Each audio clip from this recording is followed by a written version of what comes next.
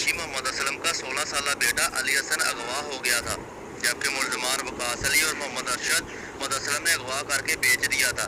जिसके बाद अहले इलाका के एहतजाज पर मुकदमा का इंदराज तो हो गया, मगर पुलिस का रवायती तरीका तफ्तीश ने मुलजमान के जुर्म कबूल करने के बावजूद और ये बताने के बावजूद कि मगवी अली हसन को बेच दिया गया था, तो सिटी पुलिस अली हसन को बाजियाब करवा न सकी, बल्कि बासर मुलजमान पूरी जमानतों का फायदा उठा रहे हैं।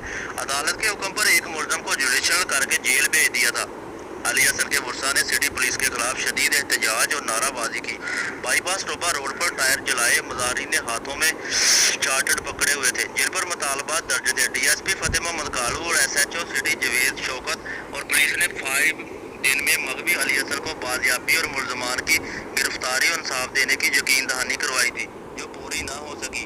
अब कमिश्नर गोजरा सुमेरा अमरीन, DSP गोजरा फतेह मोहम्मद कालू और SHO थाना सिटी जवेद शौकत मौका पर पहुंच चुके हैं, मगर ताहाल मुजाहिरीन से मुज़ाकरात ना हो सके। कैमरा मैन आसिफ के साथ मोहम्मद नासिर सदीक, एहसास न्यूज़।